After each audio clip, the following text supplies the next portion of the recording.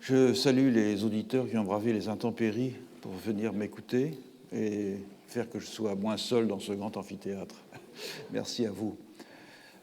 J'avais présenté lors de la dernière leçon le problème qui sera examiné dans le cours de cette année, à savoir comment sont composés certains collectifs qui semblent relever simultanément d'au moins deux régimes ontologiques différents.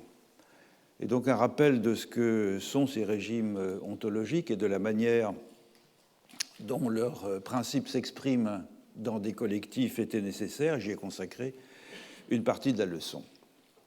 Avant de souligner que, par vertu pédagogique, et peut-être aussi par souci de convaincre, j'avais jusqu'à présent toujours choisi d'illustrer mon propos par des cas empiriques qui correspondaient, point par point, à l'un ou l'autre des quatre modèles de la matrice des modes d'identification.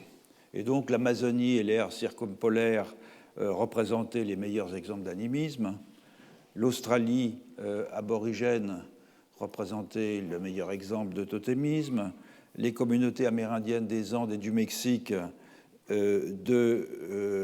reflétaient les principaux traits de l'analogisme, tandis que l'épistémologie kantienne ou néo-kantienne fournissait une excellente illustration du naturalisme. Toutefois, et comme des critiques de mon entreprise n'ont pas manqué de le faire remarquer, bien des collectifs semblaient plus difficiles à rattacher à coup sûr à l'un des quatre régimes ontologiques, puisque l'on y trouve des éléments qui semblent renvoyer tantôt à l'un, tantôt à l'autre, la configuration générale demeurant indécise. Et de même que l'ambition que je poursuis d'une théorie générale des formes de composition des mondes est fondée sur l'étude comparative des façons de détecter des continuités et des discontinuités entre humains et non-humains, la compréhension des formes hybrides de mondiation devra s'appuyer sur l'étude comparative des modes de compatibilité et d'incompatibilité au sein d'un même collectif entre des éléments qui paraissent ressortir à des régimes ontologiques distincts. Alors j'ai choisi de procéder de façon empirique, c'est-à-dire en centrant l'examen sur deux formes d'hybridation, entre l'animisme et le totémisme d'une part, entre l'animisme et l'analogisme d'autre part.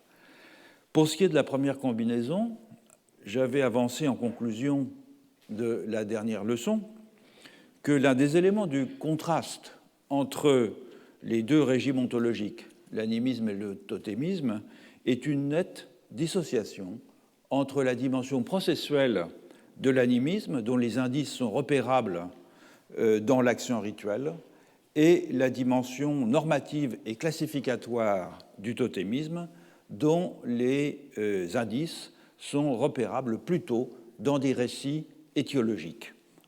C'est ce qu'on va commencer à voir aujourd'hui en considérant le cas des Bororo du Brésil central. Les Bororo sont évidemment connus par des articles de Claude Lévi-Strauss, qui a séjourné parmi eux dans les années 1930, et par les pages éblouissantes qu'il leur a consacrées dans Triste Tropique.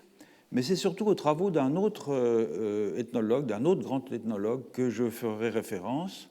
C'est John Christopher Crocker, qui est sans doute moins connu que Lévi-Strauss, mais qui était très estimé par lui. Et outre la qualité de l'ethnographie de Crocker, je vais mettre la bibliographie dans un instant, et outre la pertinence de sa réflexion anthropologique sur les Bororo, son œuvre présente le grand mérite, du point de vue qui nous intéresse ici, d'aborder explicitement le collectif Bororo comme résultant d'une combinaison de deux principes opposés et complémentaires qu'il appelle Aroé et Bopé. Aroé, ça s'écrit A-R-O-E, Bopé, B-O-P-E. C'est donc deux termes Bororo et qui correspondent assez bien, au fond, cette opposition entre Aroë et Boppé, qui est au cœur de l'œuvre de John Christopher Crocker, correspond assez bien au contraste que je propose entre animisme et totémisme. Donc je vous mets ici la bibliographie. C'est une bibliographie évidemment minimale. Il y a une très importante littérature ethnographique sur les Bororo. Ce sont quelques-uns des textes qui m'ont servi principalement dans les leçons que je vais consacrer aux Bororo. Avant d'examiner le détail des contrastes entre Aroë et Boppé, entre donc la façon dont John Christopher Crocker envisage le contraste entre, il ne parle pas d'animisme lui, mais entre ce qu'il appelle le totémisme et puis un autre principe chez les Bororo, je voudrais en donner une présentation synthétique, et une présentation synthétique dans les termes mêmes de Crocker, dont on verra par la suite qu'il faut sans doute les nuancer. Selon Crocker, qui a principalement présenté cette opposition entre Aroë et Boppé dans son ouvrage Vital Souls, Bororo Cosmology, Natural Symbolism and Shamanism. Donc,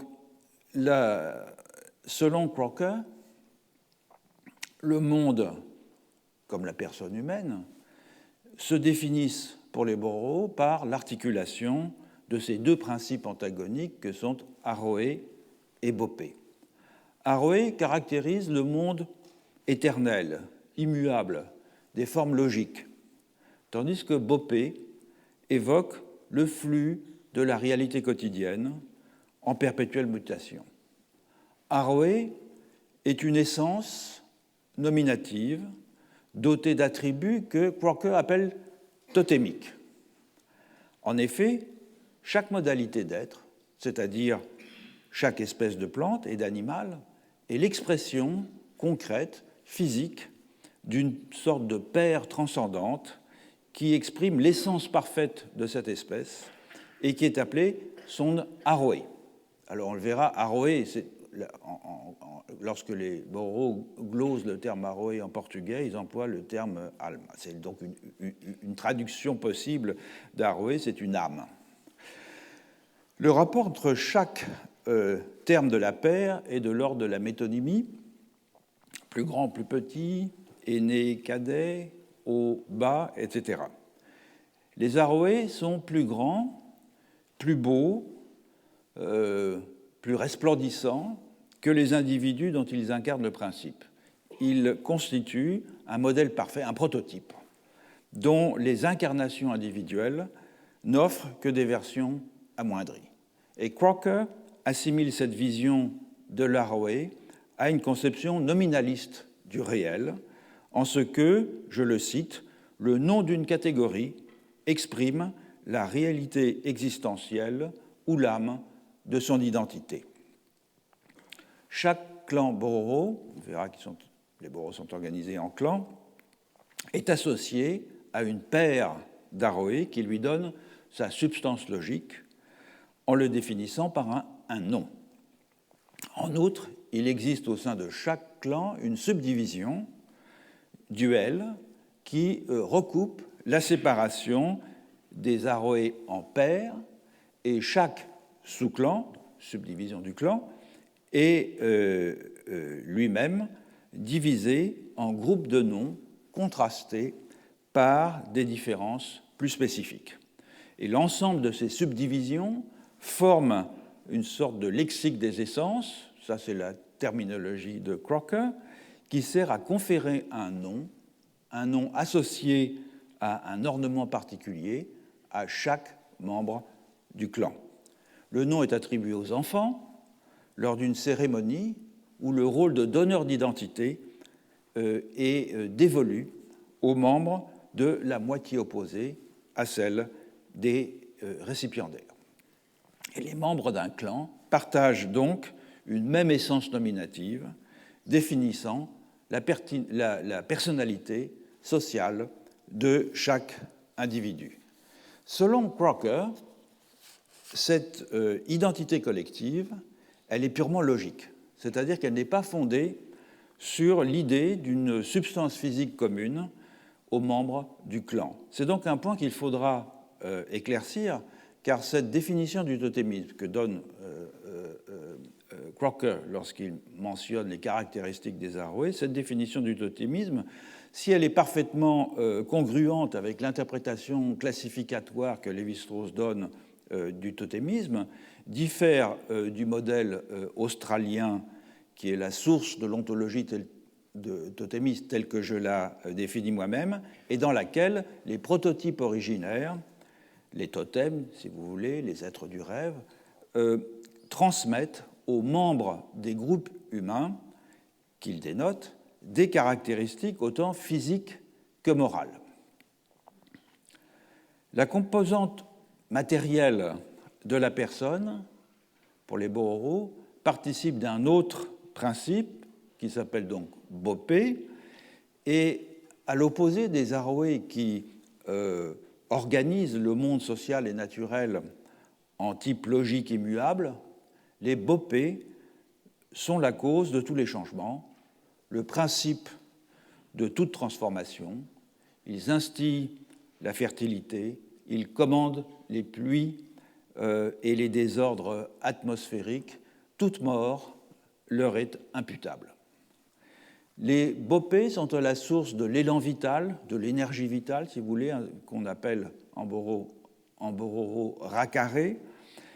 Et le rakaré, l'élan vital, il existe en quantité finie, de sorte que chaque individu en est pourvu une fois pour toutes par ses parents, qui, en le concevant, perdent ipso facto une portion de leur propre rakaré.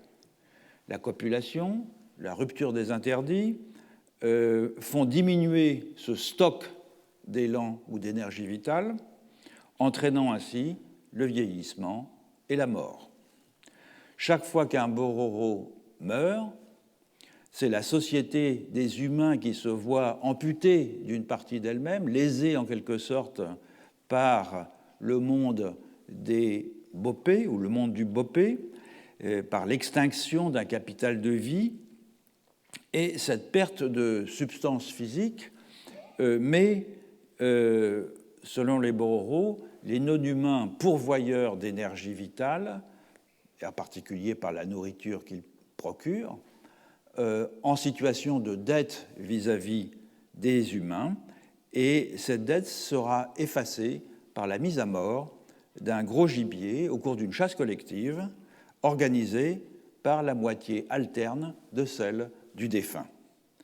Donc chaque, et ça c'est une des grandes caractéristiques de l'ensemble Bororo d'une façon générale, c'est probablement ça d'ailleurs qui a, c'est une parenthèse, mais qui a conduit Lévi-Strauss à mettre l'accent sur la notion de réciprocité lorsqu'il a observé in visu une société dans laquelle, au fond, l'ensemble des opérations les plus communes de la vie quotidienne étaient prises en charge par la moitié alterne. À la naissance, les cérémonies qui ponctuent les différents âges de la vie et l'enterrement, la mort, le traitement du défunt sont tous pris en charge par la moitié alterne de celle à laquelle on appartient. Et évidemment, c'est un échange permanent de services entre les deux moitiés. Donc, chaque individu est dépendant de la moitié opposée de la sienne, tant pour acquérir sa substance logique que pour compenser la perte de sa substance physique.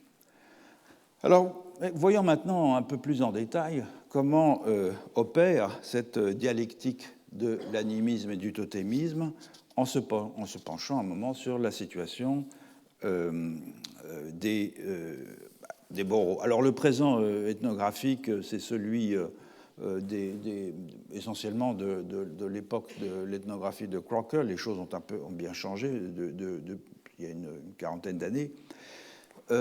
Mais pour ce qui nous intéresse, au fond, c'est-à-dire pour la situation que décrit Crocker, on peut très bien se satisfaire, en somme, de ce présent ethnographique.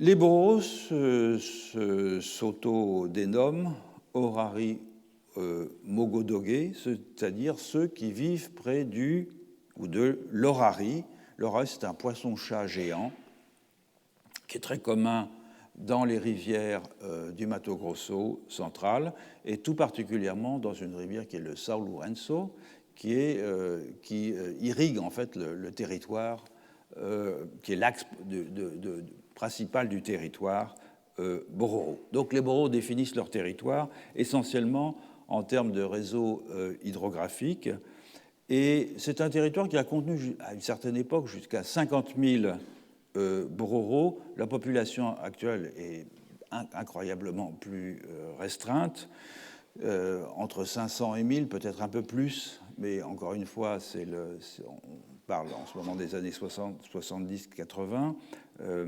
répartis en 8 villages, dont 5 sont situés sur les rives du São Lourenço. Donc vous avez le São Lourenço est là.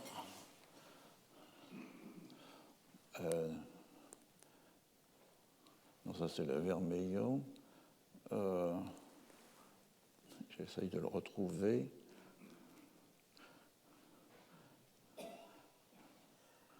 Oui, c'est le bout du Rio Araguaia ici.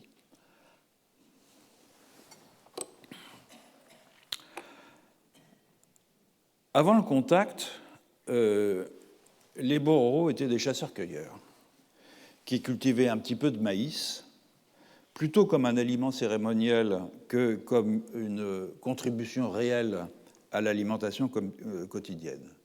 Et comme leur nom l'indique, la pêche revêtait pour eux une grande importance. Écologiquement, le territoire Bororo est très diversifié. Il comprend des portions de forêts climatiques, de grandes étendues de savane, des bandes de forêts-galeries le long des fleuves et des falaises escarpées en bord de plateau. C'est une région qui est extrêmement riche dans une grande variété de faune et de flore, et chaque jour, de petits groupes d'hommes et de femmes se répartissent la chasse, la pêche, la cueillette, dans une douzaine de sites différents. De plus, environ une fois par semaine, une expédition de chasse ou de pêche hautement ritualisée réunit tous les hommes d'un village, et ces techniques de ponction sont si efficaces dans cet environnement favorable. Quand je parle d'environnement favorable, c'est encore une fois il y a une quarantaine d'années, que les Bororo ont pu atteindre des densités peu ordinaires pour des chasseurs-cueilleurs, puisque certains de leurs villages dépassaient les 1000 individus. Donc on n'est pas dans une situation classique telle qu'on voit des chasseurs-cueilleurs nomades par petits groupes nomadisant dans des très grandes étendues. Là, au contraire, on a des villages permanents avec une forte population qui a bien sûr maintenant diminué, mais qui, grâce à la pratique de ces expéditions de chasse et de cueillette régulières, arrivait à alimenter la totalité des villages.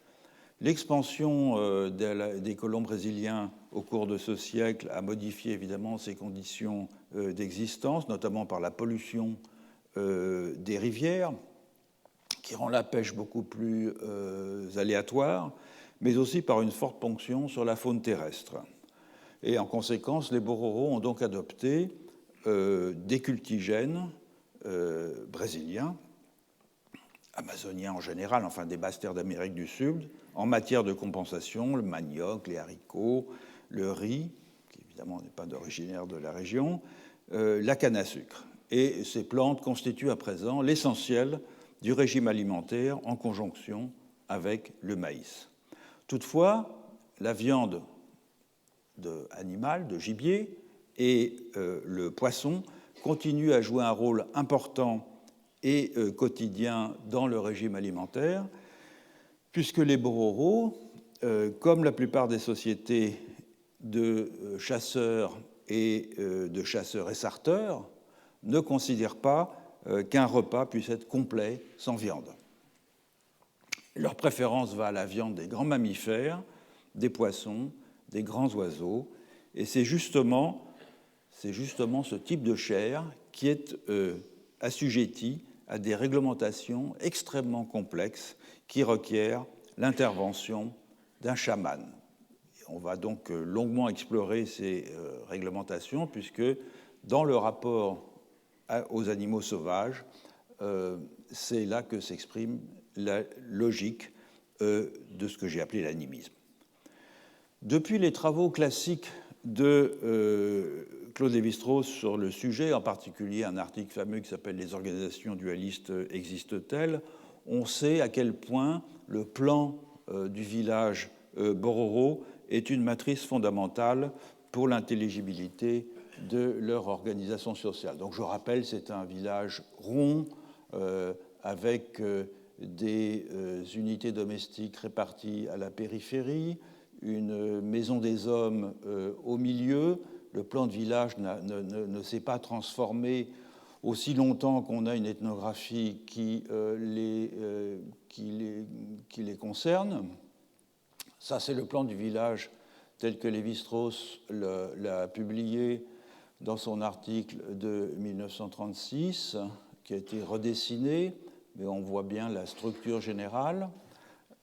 Et ça, c'est le plan. Il a été redessiné aussi pour l'orienter dans l'axe nord-sud. Et ça, c'est un plan de village Bororo d'après Christopher Crocker. Donc on voit que le village est bisecté, donc c'est une disposition circulaire. Le village est bisecté par une ligne qui sépare les deux moitiés, qui sont à la fois des moitiés physiques de répartition dans l'espace et des moitiés sociales. Chaque moitié est composée de 4 groupes qu'on appelle traditionnellement des clans dans la littérature ethnographique, en dépit du fait que ces groupes offrent bien des différences par rapport aux groupes classiques d'unifiliation qu'on appelle des clans. Donc ça, vous avez les 4 groupes de clans dans chaque moitié. Et chaque clan est lui-même divisé entre 5 à 10 groupes domestiques qui sont considérés comme des sous-clans. L'affiliation à chacune de ces unités sociales est fondée sur un système de noms personnels. Chaque sous-clan est associé à une série de noms qui se réfèrent à des attributs totémiques du clan qu'on va voir plus en détail dans un moment. En principe, chaque moitié est exogame et la résidence est uxorilocale, c'est qu'on va résider chez son épouse. En réalité, la norme n'est pas toujours respectée.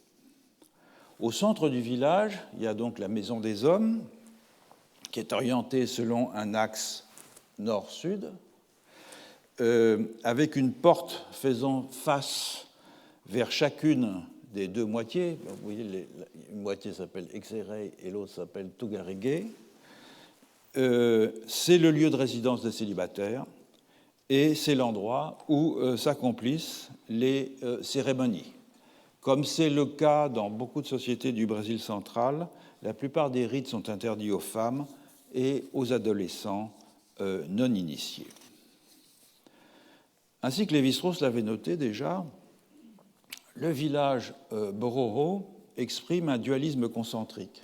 On a un centre sacré au sens de Durkheim, c'est-à-dire mis à part, dominé par les hommes, et une périphérie domestique, profane, placée sous le contrôle des femmes. C'est là que se passe au fond l'essentiel de la production, de la cuisine. C'est là qu'on fait les enfants, c'est là qu'on accouche, etc.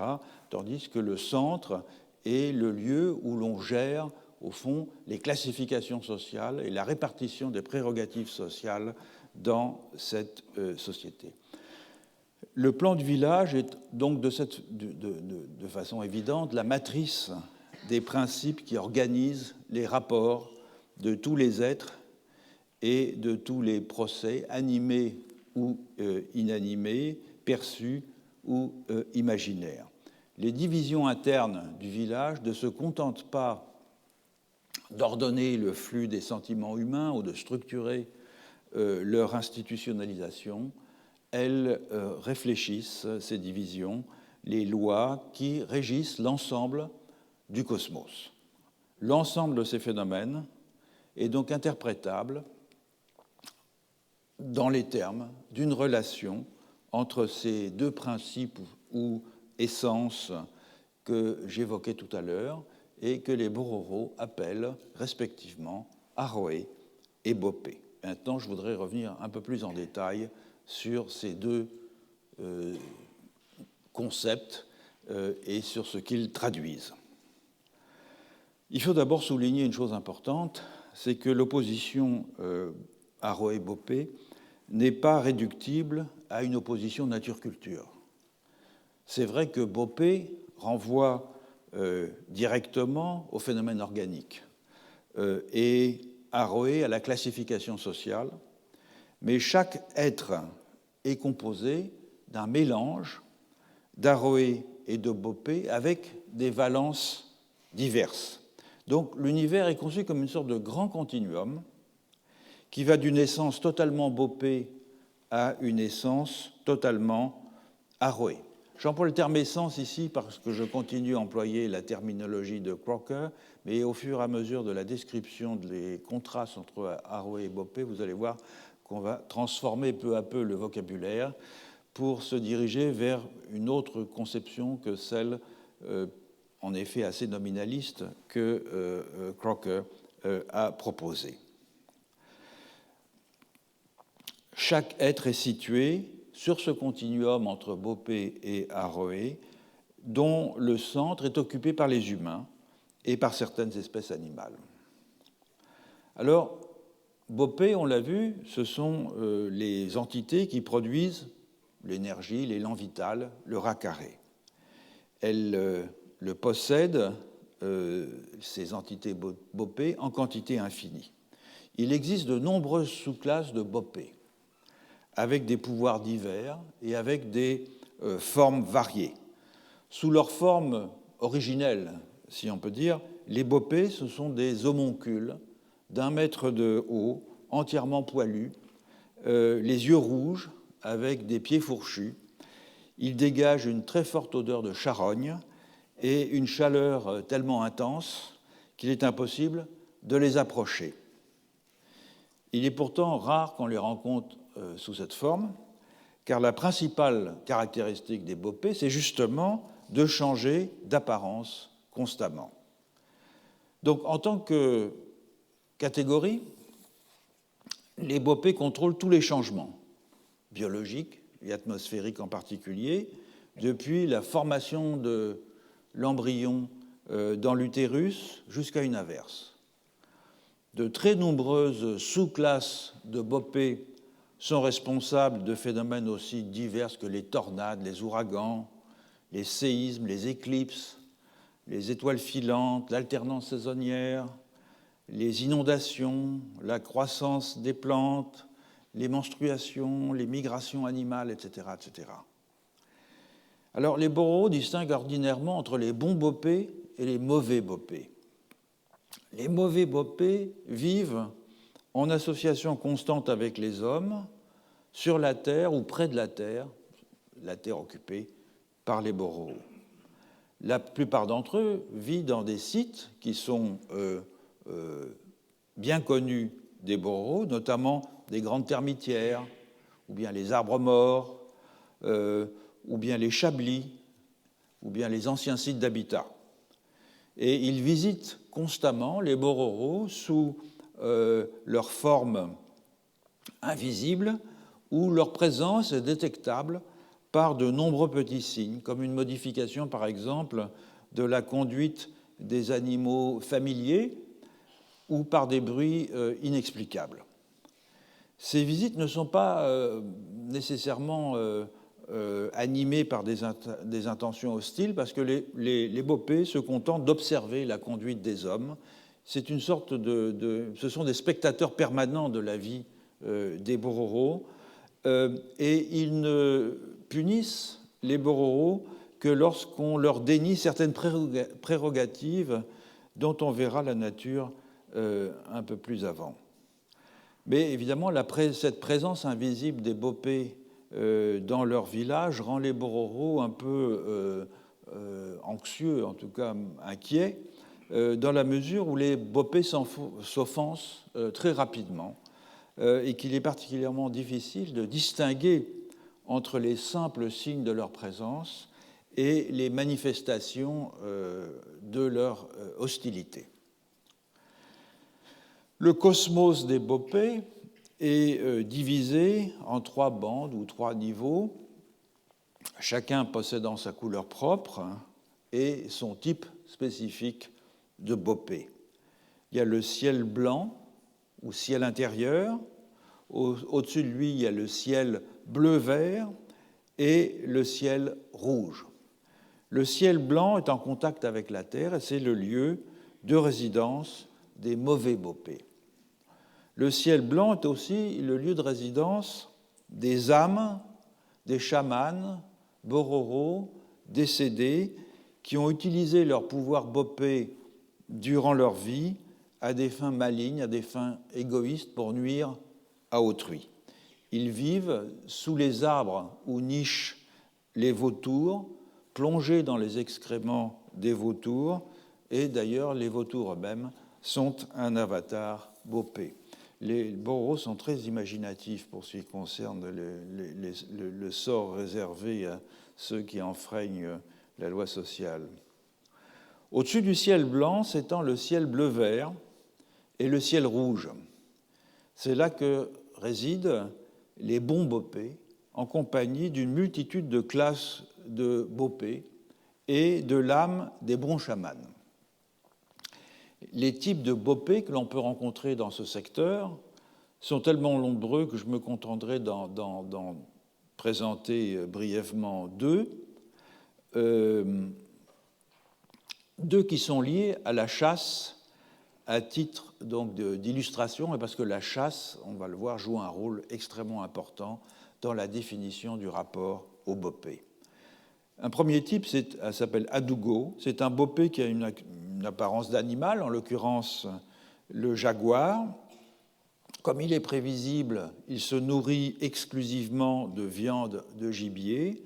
C'est un auxiliaire des chamans pour tout ce qui concerne les afflictions résultant d'une infraction dans la classe des animaux mangés par les bopés.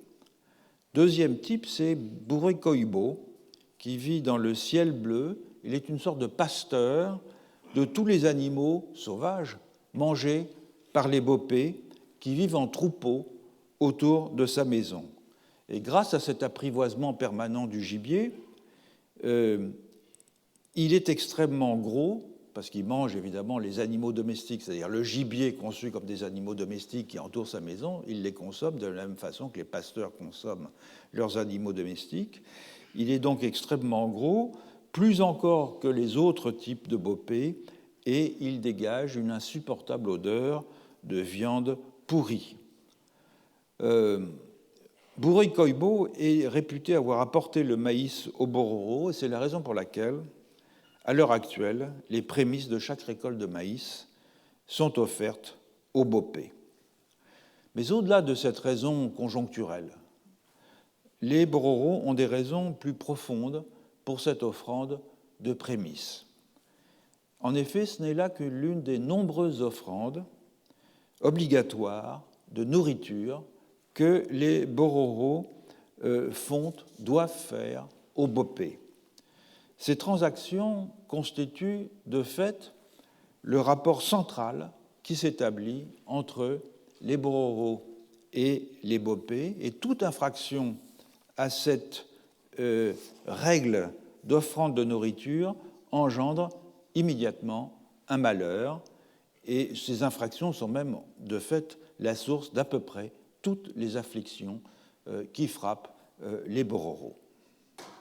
Donc la relation formelle qui s'établit entre les Bororo et les bopés doit être conçue, ça c'est la formule de Crocker, comme un contrat. Il emploie l'expression en anglais covenant, c'est-à-dire vraiment un pacte. Ce contrat, il est fondé sur les principes suivants.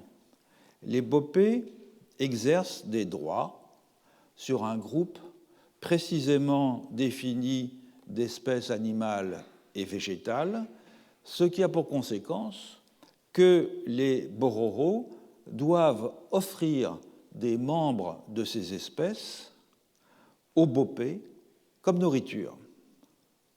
Cette nourriture des bopés s'appelle bopé ouril, ce que mangent les bopés.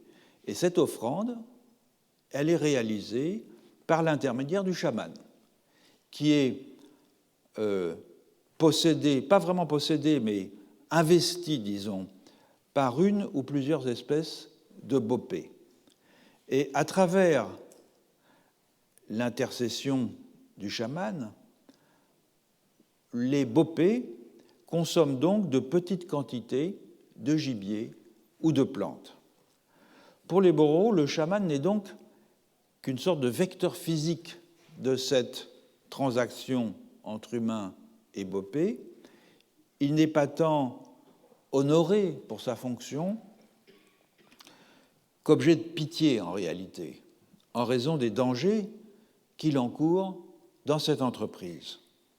En échange de ces prestations, de l'offrande de nourriture aux bopés, les bopés sont obligés de se restreindre dans leur envie de faire du mal aux bororos sans raison et de les avertir des afflictions qu'ils vont leur imposer afin que les humains puissent, au préalable, prendre des mesures protectrices. Donc il s'agit d'un échange inégal, puisque forcé, étant donné que les humains ne peuvent pas faire autrement que d'alimenter les bopés s'ils veulent s'épargner les malheurs que ceux-ci peuvent déclencher.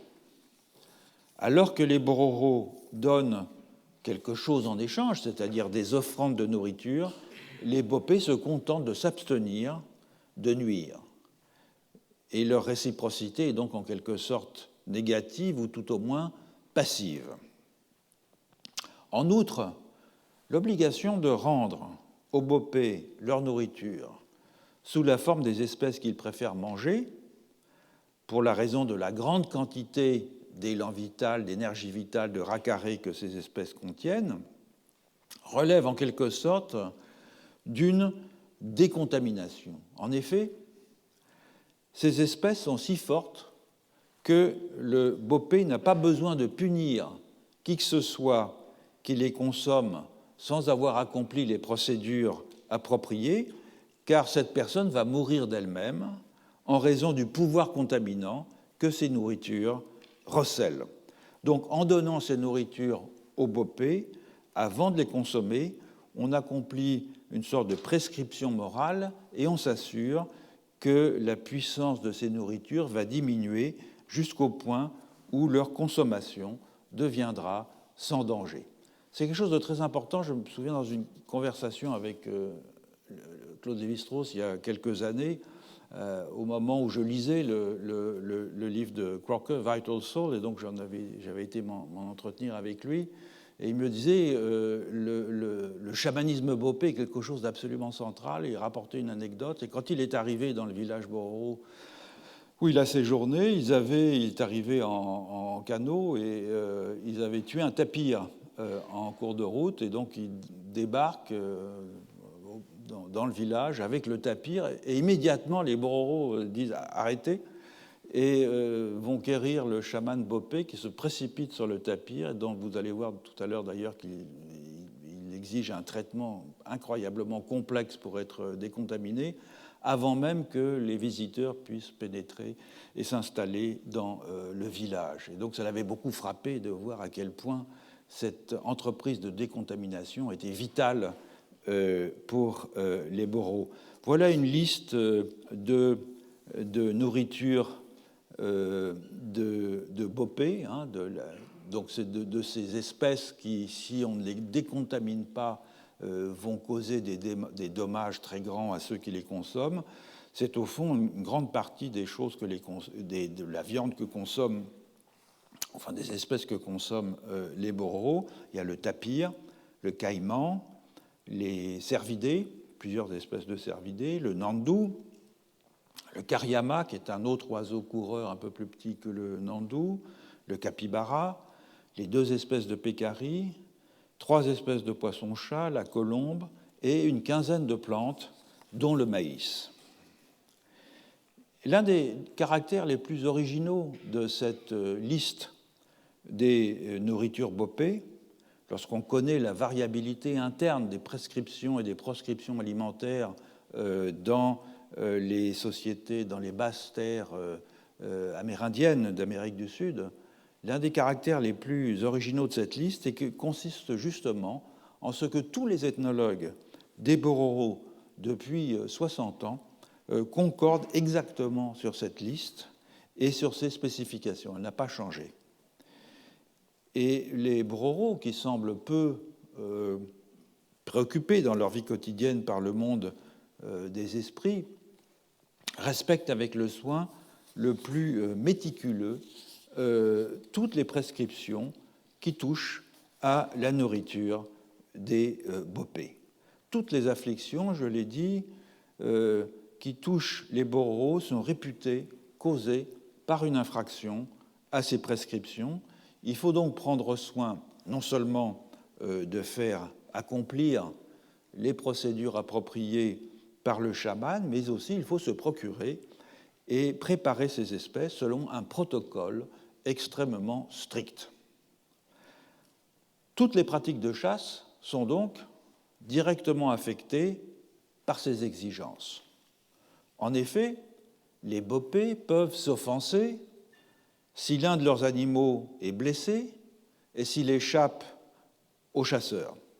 Un tel événement est considéré comme une sorte de crime de lèse-majesté, surtout si l'animal est gravement blessé et qu'il meurt peu après, sans avoir été officiellement récupéré et donné en nourriture à son maître bopé.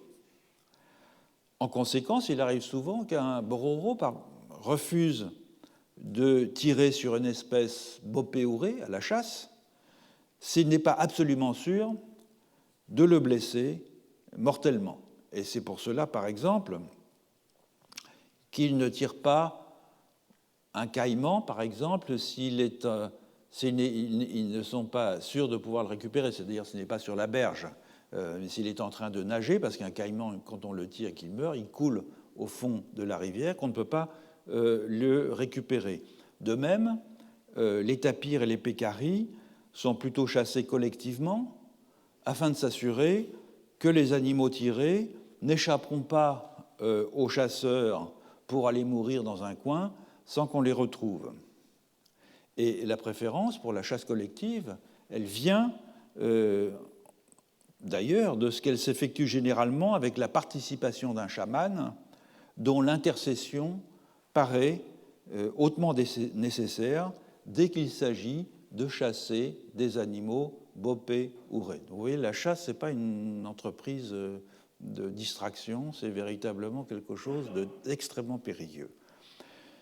De même, la prolifération des types de pointes de flèches, qui est chacune appropriée à une espèce de gibier, est expliquée par les Bororo par leur désir de ne pas échouer lorsqu'ils chassent des animaux bopés ou raies, c'est-à-dire d'être assurés de les tuer, parce que s'ils ne font que les blesser, évidemment, comme on vient de le voir, les conséquences sont très graves.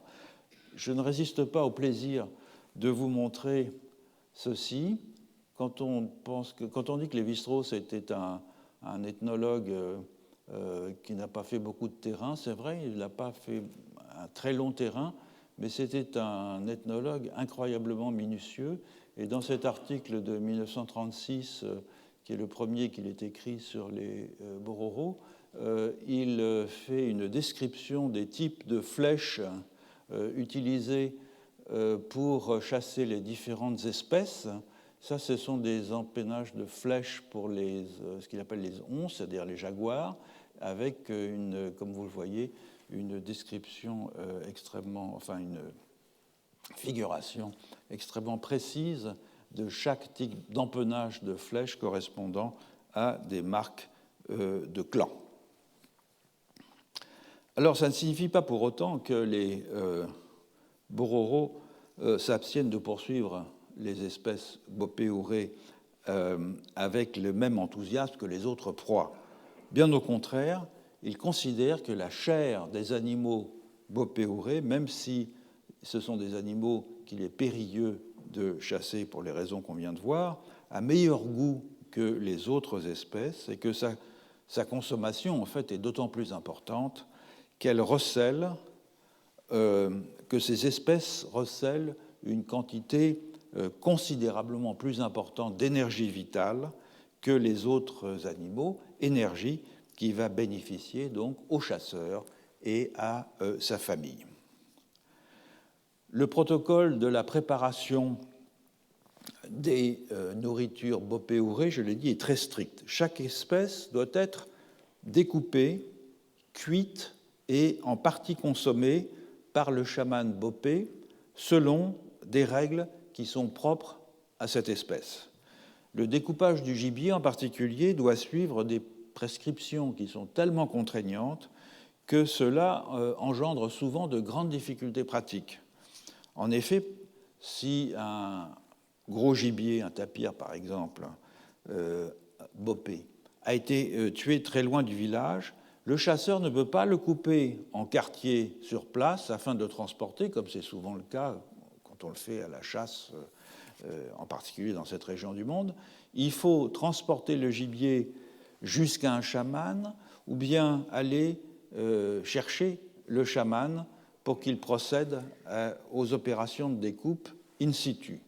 Dans le cas du tapir, par exemple, qui est la plus forte des nourritures de type bopéouré, des nourritures donc de bopé, il faut sectionner la colonne vertébrale en séparant toutes les vertèbres, puis il faut découper la tête en découpant des filets sur les joues. Il faut couper la langue, extraire les yeux, extraire la cervelle. Il faut ensuite retirer les intestins, puis 2 grosses pièces de l'échine. Il faut sectionner chaque patte en 3 parties, puis découper la carcasse en séparant chaque côte, les bas morceaux devant également être découpés selon des procédures très précises. Vous voyez que l'ethnologie demande une certaine connaissance de l'art de la boucherie aussi. Dans chaque espèce, les parties les plus fortes sont clairement identifiées. Dans le cas du tapir, c'est la tête, la colonne vertébrale et l'arrière-train. Ces morceaux sont spécialement chargés en énergie vitale, en racarré, et c'est la raison pour laquelle ils sont conservés par le chaman. Ils sont cuits une deuxième fois le lendemain, puis sont mangés par le chaman en tant que vecteur matériel du bopé. Et c'est seulement lorsque toutes ces opérations sont terminées que le gibier peut être normalement consommé par les profanes. Les organes de certains animaux sont considérés comme tellement puissants que même le chaman ne peut pas les consommer. Ils sont alors utilisés pour faire des médecines qu'on appelle jorubo en bororo, dont la plus puissante est formée à partir des testicules du caïman. Après avoir découpé la viande, le chaman et sa femme la font bouillir. Et dans les cas où cette viande peut être consommée crue, il appelle, ou la nourriture, je pense à certaines plantes en particulier, il appelle les bopés qui s'assemblent dans son corps et mangent à travers lui le bopéouré, la nourriture de bopé. Et l'ordre dans lequel les morceaux sont mangés reproduit l'ordre dans lequel ils ont été découpés dans l'animal. Et la moindre erreur du chaman, à un moment ou à un autre de cette procédure, peut entraîner sa maladie et sa mort. Alors qu'est-ce que ces plantes et animaux bopés ont comme en commun? C'est-à-dire, donc, ce sont des animaux considérés comme la nourriture des bopés, qui sont très chargés en élan vital et qui doivent être consommés avec précaution par les humains, après toutes les précautions que je viens de décrire. et après avoir été, en partie par l'intermédiaire du chaman, donnés en nourriture aux esprits bopés. Alors en premier lieu, il faut noter que l'homme lui-même appartient implicitement à l'ensemble des nourritures bopées, par la nature même de sa sexualité. Comme c'est le cas un peu partout dans l'Amérique du Sud des basses-terres, les esprits maîtres du gibier, et en fait, on peut caractériser les bopés ainsi, sont caractérisés par une sexualité débridée, une sorte d'érotomanie permanente, et l'objet de leur désir, eh bien, ce sont les femmes bororo.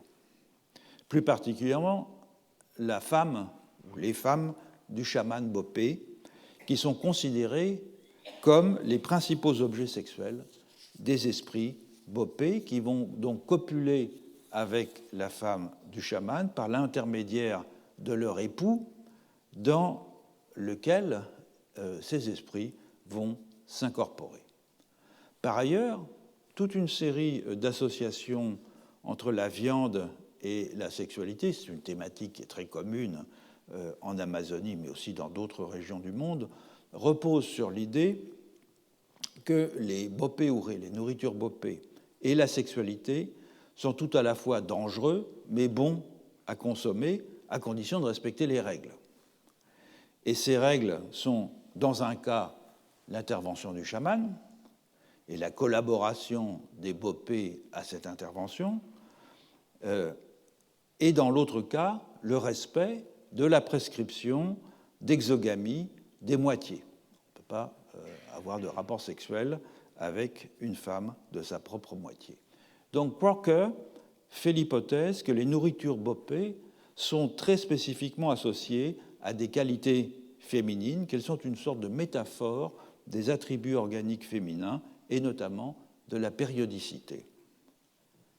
Mais évidemment, si cela explique la fonction symbolique, disons, des nourritures bopées, cela n'explique pas pour autant le principe d'inclusion qui les unit en une seule classe. Qu'est-ce qui fait que le tapir, le maïs, les pécaris, le caïman, etc., sont toutes des nourritures bopées? Ce principe taxinomique, selon Crocker, c'est le suivant: toutes les nourritures bopées, donc tous les animaux bopé-ourés qui constituent des aliments pour les bopés, sont la nourriture préférée des carnivores, dont l'homme, car ils sont dépourvus de moyens naturels pour se défendre ou pour fuir de manière efficace devant leur proie. Et il faut noter que ces deux caractéristiques sont attribuées par les Bororo aux esprits bopé-ourés, aux espèces bopé-ourés, sans pour autant que cela soit toujours confirmé par la zoologie ou par l'éthologie. Elle constitue donc une sorte de grille interprétative de la réalité propre aux catégories vernaculaires. Par exemple, le tapir, qui constitue l'essence même de la nourriture bopée, est maladroit, il n'est pas très intelligent, sa seule défense est la fuite vers un cours d'eau où il va s'efforcer de s'échapper aux chasseurs en nageant. En général, les Amérindiens savent très bien ça, donc ils postent toujours des chasseurs de l'autre côté du cours d'eau au moment où il va sortir sur l'autre rive. On peut dire la même chose du cabiai ou du capybara. Les cervidés, les nandous, sont des animaux très rapides et qui ne trouvent sont des oiseaux coureurs donc, et qui ne trouvent leur salut que dans la fuite.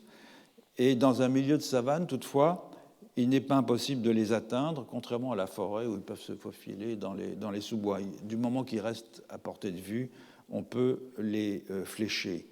Le cariama, qui est un petit oiseau coureur, est ridiculement facile à chasser en raison de son cri caractéristique qu'il fait repérer immédiatement et de son habitude de ne jamais fuir plus d'une centaine de mètres sans s'arrêter pour se retourner et regarder ce qui se passe derrière. Les deux espèces de pécaris, même chose, ne sont pas considérées comme dangereuses par les Bororo, au contraire de ce que considèrent de nombreuses autres tribus amazoniennes, essentiellement parce que les hardes de pécari sont chassées par les bororos dans des grandes battues collectives en savane, ce qui diminue le risque qui est toujours présent. Moi, je l'avais souvent à l'esprit chez les Hatchoirs, que quand une harde de pécari décide de se retourner contre celui qui le poursuit, il vaut mieux grimper dans un arbre le plus rapidement possible. Alors que dans une grande battue, par rapport à une chasse en solitaire, les animaux ne vont pas faire front.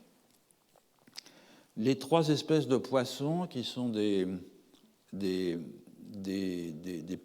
pimélodidés, qui sont des poissons-chats, les bororos disent qu'ils n'ont pas de défense naturelle. Ils sont dépourvus d'écailles, ils n'ont pas de dents, et ils auraient la réputation d'être lents et maladroits. Donc, tous ces organismes sont réputés ne pas avoir véritablement de défense, et il n'est pas complètement inattendu qu'ils soient conçus comme étant les animaux apprivoisés ou domestiques des bopés.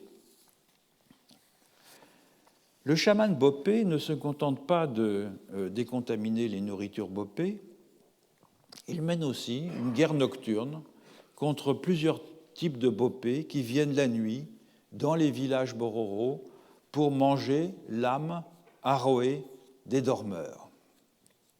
En temps ordinaire, les bopés qui sont familiers du chaman et ces âmes bopées arrivent à établir une sorte de cordon sanitaire autour du village sans que l'action directe du chaman soit explicitement requise. Mais lorsque l'invasion est de taille, c'est l'âme du chaman qui doit livrer un combat au mauvais bopé. Et il va utiliser pour cela les instruments de son office de décontaminateur de nourriture, c'est-à-dire une série d'ustensiles de cuisine qui sont employés donc dans la préparation, dans la cuisson des nourritures bopé-ourées. Une broche pour transpercer les bopés, le couteau pour découper la viande, l'éventail à feu qui va être porté en cuirasse, etc. Généralement, chaque chaman bopé dans un village bororo va mener son propre combat solitaire contre les voleurs d'âmes bopés, mais il existe toutefois une circonstance dans laquelle tous les chamans bopés de la communauté, du village, doivent unir leurs efforts dans le combat. Cette circonstance, elle est amenée par la chute d'une étoile filante qui indique que les bopés ont réussi à capturer une âme malgré la milice d'autodéfense organisée par les chamans. Donc tous les chamans bopés se réunissent, ils vont dans leur maison, ils s'abandonnent au sommeil, et ils vont alors voyager, leur âme va voyager, et les bopés familiers des chamans vont alors conduire toutes les âmes des chamans au lieu de réunion des bopés qui ont volé des âmes, et qui s'apprêtent à les dévorer, après les avoir transformés en nourriture bopée. Et donc un combat s'engage. L'objectif des chamans est de récupérer les carcasses des animaux bopés, où sont incarnées les âmes volées au village. Ils les emmènent, ils les récupèrent, ils les emmènent dans un lieu sûr, à l'écart du village. Ils vont extraire l'âme des carcasses, ils vont laver ces âmes pour les purifier de la contamination bopée, ils vont les restituer à leurs propriétaires légitimes, lesquels dormaient paisiblement au village sans se douter du destin tragique auquel ils étaient exposés. Il faut ajouter que les chamans aussi dormaient, puisque tout ça se passe pendant le voyage de l'âme. Donc voilà ce que décrit Crocker. Voilà le monde des bopés, évidemment très résumé, chez les bororos, qui n'est pas tant qualifiable au fond comme une collection d'essences en perpétuelle transformation, pour reprendre l'une des formules de Crocker, que comme l'expression d'une ontologie très commune en Amérique du Sud des Basses-Terres, que l'on peut appeler l'animisme prédateur. Le principe en est très simple. Bien des plantes et des animaux, notamment ceux dont les humains s'alimentent, sont soit eux-mêmes des esprits, soit sous la dépendance d'esprits qui les contrôlent à la manière de pasteurs chargés de veiller sur un troupeau. Et comme ces non-humains sont soit chargés d'une énergie vitale si forte qu'elle est dangereuse pour ceux qui l'absorbent, soit dotés d'une intériorité analogue à celle des humains, une intériorité qu'il faut en quelque sorte débrancher pour pouvoir consommer la chair de ceux qu'elle anime, alors les humains sont contraints de s'accommoder avec ces esprits. Ça peut se faire de différentes façons. Ça peut se faire par l'échange, en faisant des offrandes aux esprits maîtres, des offrandes de tabac, des offrandes de nourriture, une chose très commune dans l'Amérique du Sud des Basses-Terres. Ça peut se faire donc de cette façon, en contrepartie, si vous voulez, de ces échanges, du droit de chasser les animaux, de cultiver certaines plantes et de les manger. Et c'est en partie ce que font les Bororo vis-à-vis des esprits Bopé lorsqu'ils leur offrent les prémices de chaque récolte de maïs ou lorsqu'ils leur offrent, par l'intermédiaire du chaman, des morceaux des proies qu'ils ont chassés ou des fruits qu'ils ont cueillis. C'est une sorte de taxe que les Bopé prélèvent sur les humains, en quelque sorte, pour avoir utilisé les plantes et les animaux dont ils sont les gardiens. Le chaman, donc, de ce fait, il combine deux opérations, une sorte de retour obligatoire dans l'échange, une partie d'un animal ou une partie d'une plante en échange du droit de l'avoir soustrait au contrôle des Bopé, et puis une opération de décontamination, c'est-à-dire, en bonne logique animiste, de désubjectivation, qui consiste à dépersonnifier la plante ou l'animal pour ne pas avoir à consommer avec sa chair sa subjectivité agissante, avec toutes les conséquences néfastes que cela peut entraîner. Je rappelle souvent cette formule qui me paraît absolument caractéristique de l'animisme, qui était celle du chaman Ivalwarjuk, qui était le grand informateur de Rasmussen chez les Inuits, et qui disait « Le plus grand péril des humains est que leur nourriture tout entière est faite d'âme ». Ça veut dire qu'effectivement, les animaux que l'on consomme, ce sont des personnes avec une subjectivité, une intériorité, et pour pouvoir les consommer sans dommage, il faut pouvoir les désubjectiver. C'est dans une très grande partie du monde de l'animisme, le rôle du chaman, que de désubjectiver des personnes de façon à les transformer en de la chair consommable. Mais au-delà de cet échange médiatisé par les chamans Bopé, on peut voir aussi cette périlleuse circulation des flux vitaux entre les plantes, les animaux, les humains et les esprits comme une sorte de prédation généralisée ou comme une sorte de vaste chaîne trophique dans laquelle les humains occupent une position intermédiaire entre ceux qui servent toujours de proie alimentaire et sexuelle et ceux qui ne font que manger les autres.